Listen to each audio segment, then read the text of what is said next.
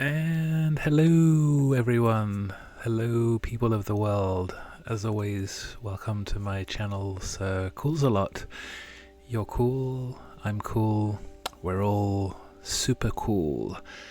So, I finally got a chance to create the video for the trip that I took in January that was quite a few weeks. So this was an international trip from California to Switzerland. I have done quite a few of these already and reported out, and each time I've tried to add a new twist or a little bit of a new learning to kind of keep building that data package for the Medicine Cooler travel community. So once again, I have the usual fare of information, but I also have quite a range of interesting notes and observations that I collected during this journey. One of them that will be of interest to you is I got a chance to test what would happen to a USB cooler that is exposed to very cold Switzerland winter temperatures, so kind of going down to that 32 Fahrenheit, or I guess it's 1 or 2 degrees centigrade. So basically when the temperatures fall to almost freezing, what happens to the temperature inside a USB cooler. So I have a little bit of data on that now, which I was excited to get a chance to collect. So let me jump on in and show you what I've got. This is quite a comprehensive video, so I will forewarn you on that.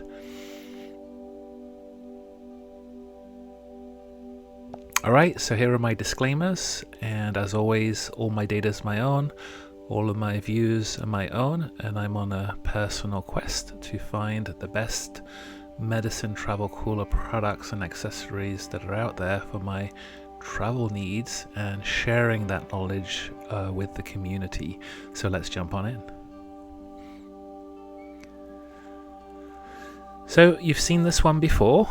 This is basically a trip from the Bay Area, California, so near San Fransisco, traveling to London Heathrow, getting a connection flight to Basel, Switzerland, and then journeying to the hotel. For this trip, I stay at the Marriott Hotel in Basel. The total trip's about 12 days, 11 nights, so quite a long one. So to give you my usual fare of reports, this is a couple of photos of San Francisco airport. Nothing too interesting to report out other than the journeying through the airports and the security and all of that were fine as always. And for this particular trip, I was traveling with both a USB Voyager for the carry-on luggage, and I also checked into my suitcase a Voyager with a gel pack. And actually, I think you already know that I separately posted a quick video on the data just for that. And then also during this trip, I had a little bit of fun with different hotel room medicine cooler signs and other things, and I posted a video about that separately as well.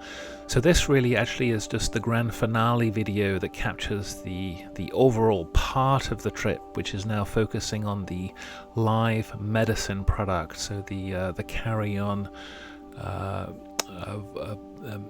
4ALLFamily Voyager that you can see here in this picture.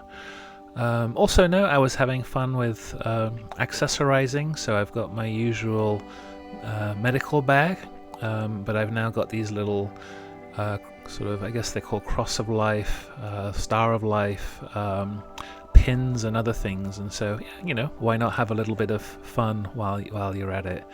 The picture here is in the British Airways first lounge at the airport.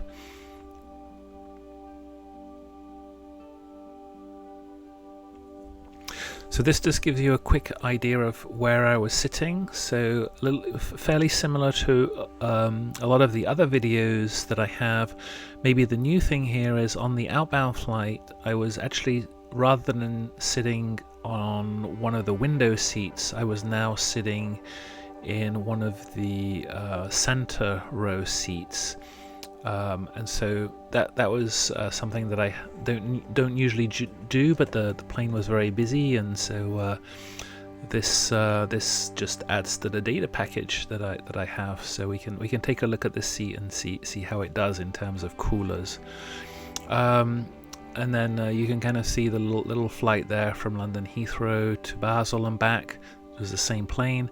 And then on the return journey, so on the outbound journey, I was in British Airways first, and then on the return journey, I was in British Airways business class.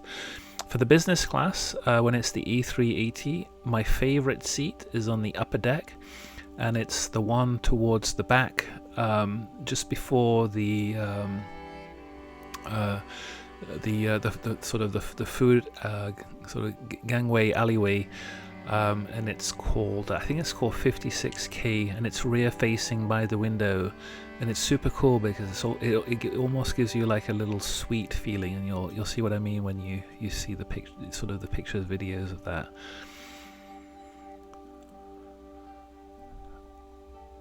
Alright, so this is a more closer look at that seat on the outbound flight. So I was sitting here on the left side of the center seats.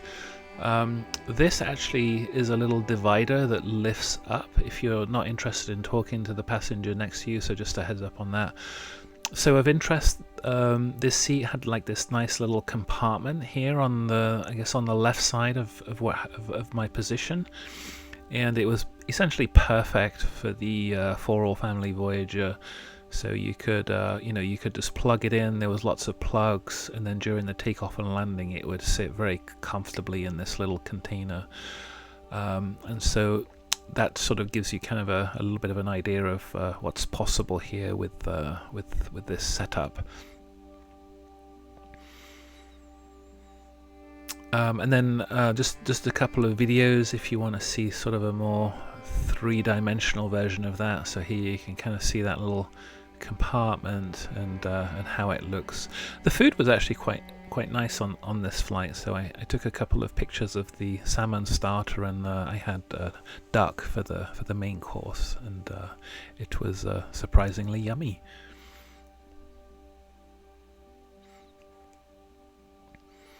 So this is just a few more sort of pictures of the planes and the seats. So those Euro flights with British Airways, nothing too fancy here. During the takeoff and landing, I put the Voyager under the seat, and then under the seat in front of me, and then during the flight, I actually just placed it on the center seat. They had sort of a little tray armrest thing, and I just let it rest there. There was no one actually sitting in the other business seat on the other side, so actually I had sort of almost the whole row to myself, which was kind of nice. And then, as I mentioned on the way back, there's this upper deck A380 seat that I really like, this rear facing, that has these sort of compartment areas to the left side of the seat, because when you're on the upper deck, the roof of the plane kind of curves, and so there's that curvature prevents them from jamming in more seats, and so what they've done is they put this little compartment there to sort of space fill, and it's super nice for storage. You actually get two windows as well with this particular chair, and I'm going to show a video now so you can kind of see what that looks like. So here's kind of a video of that compartment, which is just perfect for storage. So I just pop the 4ALLFamily Voyager right in there, and if I want to, I have a long cable that can reach into that compartment if I want to sort of do charging and other things. And I actually took this photo here in the middle. This was on the way back. It was super cool, and so I hope you sort of enjoy. If you enjoy photography, I really liked that sort of I guess it was like a mountain with snow and stuff. So let's keep on going. One little nuance with this trip. So I don't know if you travel with British Airways, but their app is constantly glitching. So during the trip, I tried to log in a few times to get my tickets and scan and different things, and it wouldn't let me. It kept glitching. So I was actually really glad that I had a printed ticket, because that would have been kind of an interesting thing to deal with. But anyway, and I had a screenshot of it. So for whatever reason, my Avios, as they call them, the number of miles you have, the balance vanished, and then my British Airways club number basically became erroneous. It wouldn't even show that, and then you couldn't find the tickets or anything.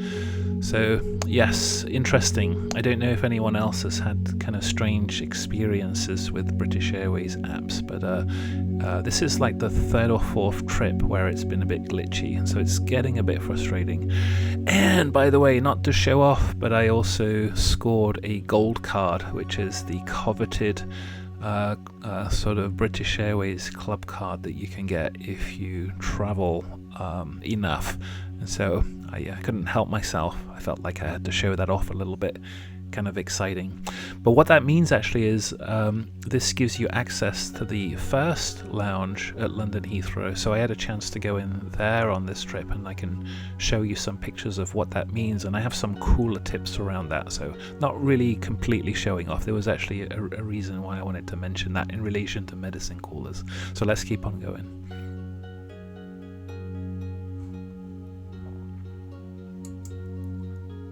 Alright, so this is the British Airways first lounge at London Heathrow. So as you can see, it's quite elegant actually. There's a dining area, there's some relaxing lounge areas and different things. Now what's surprisingly frustrating about this lounge is that it doesn't have a lot of plugs. It has, a couple of chairs throughout that have power outlets and other things, but not that many. And it was quite busy on the day that I arrived there. This was I flew overnight Friday to Saturday. I try and recharge on Sunday, adjust to the time zone so then I can start my business trip on the Monday. So Saturday was quite a busy day, and it's quite hard to find somewhere to sit that actually has plug outlets. So the tip that I would share here is actually then what I discovered was way at the back of the lounge there's a quiet area that you can sort of find, and it's quite empty, which is quite nice, and they actually have lots of plugs. So after kind of trying out a few different stations, I tried the dining area, I tried the fireplace for a little bit, I tried the concourse deck to kind of enjoy the views and stuff. I eventually made my way to the quiet area, which is these pictures here on the sort of the more right side. And so they have lots of plugs, but they're a little bit finicky. And what was frustrating about these plugs is they have like these little switches on them. And so when you plug in your travel charger, if you press too hard, the little switches will switch the plug off. So anyway, you have to sort of very delicately position your travel charger to plug into these plugs, but not kind of activate those little switches so you can actually get power that you can then use. So anyway, just a couple of tips on that then, in case you ever have to go to this lounge. But anyway, it's manageable. It's a nice lounge. I think my only complaint is that the availability of plug outlets is on the scarcer side compared to some of the other lounges that I go to, where pretty much every single chair that you sit at will have some kind of a plug outlet. So let's keep on going.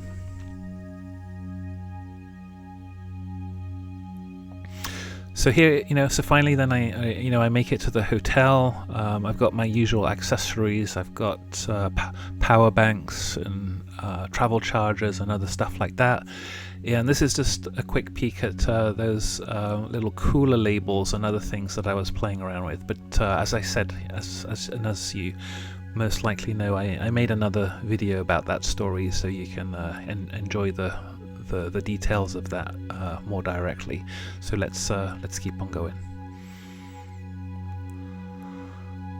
Now, so for this particular presentation and continuous data stream, this actually took quite a lot of work to bring together, and the data package that I'm going to show you in a minute is a continuous data stream from multiple different experiments and multiple different temperature probes, all flowing at the same time throughout the chronology of this trip. So hopefully you appreciate all the information that I'm about to share, and also the amount of work that had to go into bringing this all together. But just very quickly, I wanted to sort of give you an idea of all the different temperature probes that came on this trip with me. So these came live on this trip. So I have multiple Tempifies. I have Tempifies, you've seen this product. I have Tempifies that are in my bag and hotel room that are monitoring ambient temperature. I have a Tempify that was with my carry-on cooler inside the live medicine cooler which is my USB Voyager that I took with me. And then there was another Tempify that was in the gel pack Voyager that was traveling in my suitcase, which I will include the data here, but I also presented that directly in that other presentation that you may have seen. And then also I started using some of these tempo discs, which are much slimmer and smaller, but they do burn batteries very quickly if you are collecting quite frequent data points. So if you set it to collecting time points every minute, it will probably burn the battery in a few weeks, if not quicker. So just keep that in mind. Very different than the Tempify probe that lasts many months with minute by minute data collection, but it's a slightly larger battery and unit, so there's kind of a trade-off there. Anyway, so I had 3 of these tempo discs with me as well. One was for sort of the carry bag hotel room. One I was just was an experimental one I was just doing some side testing with, and then also then the unit that went in my checked luggage also had a tempo disc. So I wanted to see how the tempo disc and the Tempify compared head to head. So you can actually see the experimental setup. So this picture here shows this was the cooler that went in my checked bag, and this is kind of a top view. You can see the gel pack here. There was a dummy auto injector, and then this dummy auto injector, I had one Tempify probe attached to it and one tempo disc attached to it, quite close together, and you can kind of see the relative position. So these all went through the in checked luggage, basically from San Fransisco to Basel. And of course my live medicine Voyager, inside the Voyager at the base. So I usually have 2 pens in here. There would be, and these are with live medicine. At the base, I would put in a Tempify probe just sitting there at the base. And then of course here you can also see the other Tempify that's just collecting room temperature data. So yeah, so that's just a quick story of all the probes that came with me on this trip. I'm amazed that customs didn't catch the interest of all of these electronic gizmos, but anyway, just kind of gives you an idea of how many gizmos you can kind of take with you during a trip. So let's keep on going. So now let's have a look at some of this data. So this is the money shot. A lot of work went into this. You know, tens of thousands of data points. You know, this is over a 2-3 week period. So let me walk you through this graph. Let's start with the 4ALLFamily Voyager that had my medicine. So this was the one that came with me on the flight, and then stayed in the hotel room while I took dose 1 and then dose 2. So that's the orange plot and the orange area here. So here you can kind of see it was sitting in the fridge, then it was packed, and then I'm on my travels. There's flights, connection flights. Then I'm in the hotel room, probably actually I think around here, and then I take my first dose. I think that was of a Monday or a Tuesday. I can't remember now. And then the unit just basically stays in the hotel room. And then I take my next dose, and so on. And then you get the idea. And then I switch it off. Actually, no, I don't switch it off yet. Then I actually start at this. I'm going to get to this in a minute. This was the freeze test. So then I do this freeze test that I'll tell you about in a minute. Then it comes back to the room, and then I switch it off. So this is just the unit now sitting in my hotel room at room temperature. There's no need for it to be on because there's no medicine in there. This is one of my main travel units, so I don't want to burn the cooler out, sooner than I need to.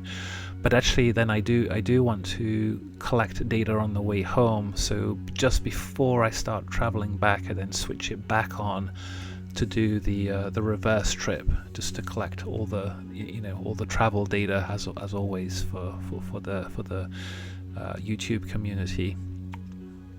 Okay. Then layered over this, we've got the green plot. So the green plot is the 4ALLFamily Voyager that went into my checked luggage with a gel pack. So here you can see the dummy injector pen is in the fridge with the probes. I then pack everything, so it goes into the gel pack comes out of the freezer. I pack the container, the thermos flask, and here now you can see just that fall in temperature down to 20 Fahrenheit. So this is like minus 10 degrees centigrade. So just note here that I don't do anything special with the gel pack. I don't run it under hot water. I don't have a protocol yet or anything like this. This is just the raw data of what happens when you take a gel pack out of the fridge, out of the freezer. You pack it with your medicine, and then you take it to the airport and put it in a checked luggage. So it's on its way, right? So I pack it. It goes to sub-zero. It eventually warms up a little bit after a few hours. It's on the plane. It makes its way to the hotel, and incredibly, it actually has quite a bit of juice in it in terms of holding your product below 46 Fahrenheit, which is like this line here. So it almost takes it takes a good couple of days to reach this point. So I posted a video then on all of this so that you can kind of look at that in more detail. To quickly finish the story though here, so of course the gel pack eventually loses all of its thermal energy. It's now back at room temperature, and then I put this 4ALLFamily Voyager with the gel pack in the fridge of the hotel room. It cools its way back down to just under 46. I was playing around with what happens when you open fridge doors for too long and different things. But the fridge in the Marriott room that I had was actually really quite good. It sort of hovered at the 45 Fahrenheit zone, which was, not ideal, but it was enough for medicine that needs to be under 46 and stuff. And then the grand finale here was then on the way back, this goes back home in checked luggage, but instead of being from freezer gel pack temperature, the gel packs at refrigerated temperature. So as you can see, it doesn't really have much juice at all. It sort of warms up. So interestingly enough, on the way home, it looked like the cargo area of the plane actually got quite cold during the flight home, and it logged a temperature change that went from about 60 down to about 50. So that was quite interesting to see. So this was my checked luggage, and this probe was sort of essentially measuring the temperature of the inside of the 4ALLFamily Voyager in my checked luggage suitcase. So quite interesting to see that. You'll also see there's actually two data plots here. They're very close together, but this green curve has two data plots. So one of them's a tempifier and the other one's a tempo probe running side by side. Very close synchronicity between the two. So very nice data plot. Let's keep on going. You can see ambient temperature. This ambient temperature was what was following my main medicine cooler, but you can sort of see what that does. And then now finally I'm going to talk about this window freeze test. So let me go to the next slide to explain what I did here. Alright, so during my stay in Switzerland, on some of the days the temperature really fell to quite low, almost freezing, if not freezing or below. So once I'd taken all my medicine doses, I decided that I would run a quick overnight experiment where I would place my USB cooler right by the window, sort of the windowsill essentially. Actually, I debated putting it outside of the window, but I didn't want it to actually fall on the street, so I figured, hey, I'll just put it right by the windowsill. I'll leave the window open. I'll put the room temperature probe right next to it, and there's a fair chance that we'll be able to get the temperatures to go down to about 33, maybe even 32. And I was just very curious to see what would happen. What would the USB Voyager do in terms of its temperature profile. So let me show you what happened. So here's the plot. So now I'm zooming in on that little area of the graph that you'd seen before, but much more kind of zoomed in. So here now you can see the ambient temperature. It falls very quickly down to the sort of the mid 30s, and then during the night it really falls all the way, almost hitting 32, but not quite. So then, interesting enough, it was very interesting to see what the Voyager would do. So here you can see the USB doing its usual thing. It has those little oscillations where it sort of switches on and off as it's kind of maintaining a fairly sort of steady state temperature. This unit's hovering around the 40-41 mark. And then suddenly it gets exposed to these freezing temperatures. And as you can see, the unit essentially responds by, it appears to just sort of stop cooling, if that makes sense. So it it stops. You no longer see those oscillations, and it just sort of stops and holds itself in anticipation of an increase in temperature, which does not happen because the ambient temperature is now falling more and more and more. So by the time we get to the morning, so 8 hours later, so I wake up, and then just before I go back on my business trip, I take a quick look at the unit. The unit feels very, very cold. And then interestingly enough, the battery was still at 91%. So essentially during the course of sitting out there on this windowsill at sort of 32.3 Fahrenheit, so 2 degrees C, it really just didn't consume any power at all. It was just sort of sitting there waiting. So it was maybe a little bit of a trickle charge of electricity because it was still powered on, and it was obviously measuring and monitoring and doing whatever it needs to. But it was just sort of interesting to sort of see this. I was debating whether it may so pelleter plates can reverse in that they can take hot to cold or cold to hot. And I was actually debating whether it might be clever enough to actually flip around and start to subtly warm the unit, but no luck there. It can't do that.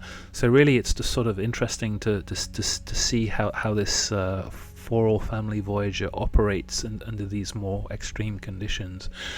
So I think the cautious watch out here is that if you are exposed to very cold temperatures, maybe you're going to the mountains, or maybe you're going to be outside for a long time or whatever, the unit does have the ability to, I guess, thermally resist the ambient cold temperature, but it will, over a period of time, essentially, cool down to whatever the ambient temperature is. And at some point, if you are sitting outside in sub-zero temperatures, the content of your Voyager will also go to sub-zero. But as you can see here, in this experiment, I wasn't able to sort of cross the line, but you can kind of get an idea of how that works from this trend line. So yeah, I thought that was super interesting to see.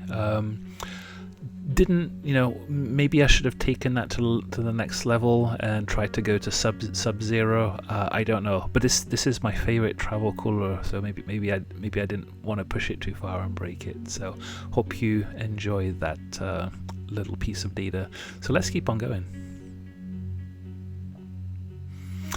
So yeah, I'm wrapping up at this point, so maybe just a couple of thoughts on what's coming up next, if this catches your interest. So I have a couple of things going on. First one is I've received quite a nice batch of inventory from the store, the Vention flagship store that I like on AliExpress. So I have 5 of these 3C batteries, and I'm going to test them all out to make sure they work. But at this point, I'm really happy with this store and the products that it's been selling. The other big project that I have is I have another shipper coming from China. So this time, this shipper has more of the X8 product inventory. So I've got 5 grey colored X8s and 5 green colored X8s coming. So really looking forward to getting this inventory and testing it, also exploring how good manufacturing variability is, and then of course this inventory will be fantastic for the patient community that I am hoping to help. And then I have some new products that are coming that I think you'll be very interested in. So, these are very generically called portable car semiconductor cooler bottle travel cooler insulin pen case mini refrigerator insulin cooler box. What on earth is going on with that? Let me give you the lowdown. What this actually is, and I've got one black one and one white coming, this is a future product that 4ALLFamily are planning to release in the US that they are going to be calling the Pioneer Pro. So when you go to their website, you can already they're already starting to showcase their 4ALLFamily Pioneer Pro, and they have slapped a price tag of $279.99. Wow, that is ridiculous. This is what the product looks like. Anyway, so I have 2 generic versions of this product coming, and then hey, notice the price for that. These were $72 each. Of course, there's going to be some shipping and import and other stuff, but there is no way that's going to come to $279. So I'm actually really looking forward to this. It's probably going to take about 2 to 3 weeks for this inventory to arrive, maybe 4. It's coming by sea freight. So it goes from China across the Pacific to Los Angeles and then up to the Bay Area. So I can't wait to get my hands on this product and see if it's any good. So yeah, so let me keep on going and wrap things up now. So also, as you know, I've made much more progress with the community cooler store. So if you want to email me, you can email me anytime for any questions and other things. And then I have also set up the community store on eBay, so you can kind of see all the inventory and what's going on there. So all the inventory that I have has been very thoroughly tested. Here's a picture of that inventory in the middle. I've got quite a lot of cool stuff. I've got RX coolers, I've got Chi ties, I've got Mini Pros, Voyagers, X8s, and all of that stuff. And the important thing is I am providing all of this to you as a community service, so giving you the import prices, not the price gouging prices that are on Amazon.